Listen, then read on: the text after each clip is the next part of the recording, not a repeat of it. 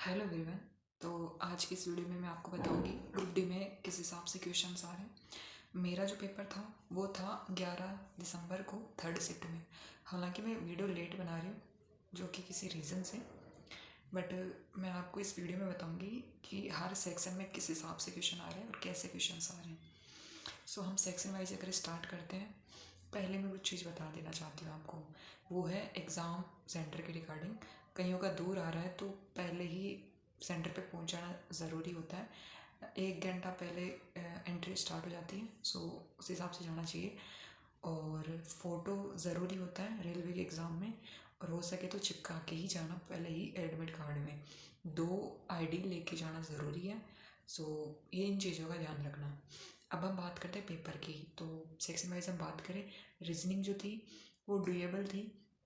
ऐसा कुछ टफ कुछ था नहीं।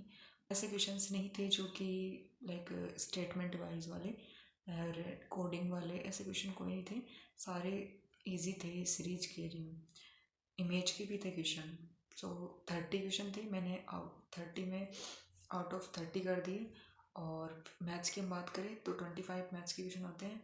उनमें से कुछ क्वेश्चन ऐसे होते हैं जो डिफ़िकल्ट होते हैं, जो कि छोड़ने के लिए होते हैं और वो पेपर ख़राब करने के लिए होते हैं, और वो कई हद तक रॉन्ग भी होते हैं। तो ऐसा एक क्वेश्चन मेरे भी था, बट मेरा टाइमिंग का इशू नहीं था क्योंकि मैं इस वजह से एक क्वेश्चन गलत था शायद मेरे हिसाब से, बट उसमें मैंने टाइम भी दिया था। तो मेरे पास टाइम का इशू नहीं था तो मैंने दे दिया, कोई दिक्कत नहीं है। बट मैं आपको बताना चाहती हूँ, रेलवे में कई क्वेश्चंस गलत होते हैं। हम सोचते हैं कि ये हमें नहीं आ रहा, ऐसा क्वेश्चन हमें आता है तो ये अभी क्यों नहीं आ रहा। तो ऐसे क्वेश्चन छोड़ने के लिए होते हैं जो कि पेपर ख़राब करने के लिए होते हैं, तो उस चीज़ का आपको ध्यान रखना होगा। मैथ्स में क्वेश्चन के पीछे नहीं पड़ जाना होता है। कुछ क्वेश्चन अगर छोड़ने लायक है तो छोड़ भी दिया जाना चाहिए। तो 25 में से मैंने 1 क्वेश्चन जो था वो स्किप कर दिया था, बाकी 24 कर दिए थे। अभी कुछ कह नहीं सकते कि भाई सही गलत का, तो वो तो आंसर की बताएगी। बाकी हम बात करते हैं साइंस की। साइंस में जो थी वो कंसेप्चुअल थी, मतलब बेसिक जो साइंस होती है वो थी। जैसे मैं बताऊं तो न्यूमेरिकल नहीं था, न्यूमेरिकल सिर्फ एक न्यूमेरिकल था, वो भी गतिज ऊर्जा का न्यूमेरिकल था।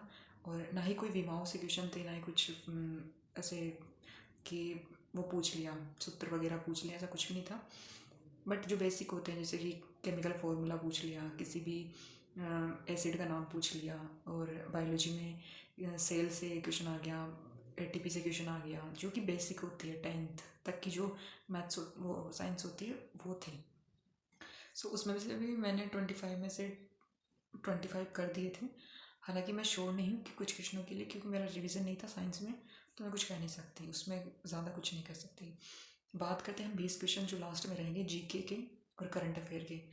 तो यूँ था कि जीके का जो पोर्शन था वो सिर्फ 4 क्वेश्चन मान सकते हैं, मैं 3 से 4 क्वेश्चन थे वो मेरे को आ गए थे। बाकी करंट अफेयर मेरा पढ़ा हुआ नहीं था, तो था बट उतना डीप में और इतना था नहीं, इतने टाइम तक का मेरे को याद नहीं था। तो उसमें से मैंने जो 20 में से किए वो 11 क्वेश्चन किए। 11 में से भी कुछ करंट अफेयर के मुझे 1-2 क्वेश्चन आए होंगे, बाकी जो मैंने किए या तो वो तुक्के से किए थे या कुछ लॉजिक लगा के अपना फिर किया था। क्योंकि करंट अफेयर जो होती है वो जो अगर बजट बेस्ड है, डाटा बेस्ड है, तो वो तो नहीं आती।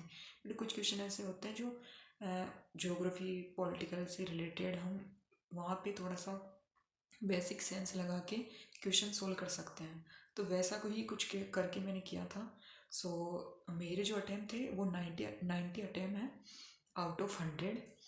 और मैं फिर से कह रही हूँ कुछ श्योरिटी नहीं है, क्योंकि क्वेश्चंस के आंसर चेंज होते हैं, और कई बार जो इजी पेपर लग रहा होता है उसमें हमने बहुत माइनर गलतियाँ। Thanks for watching, stay connected.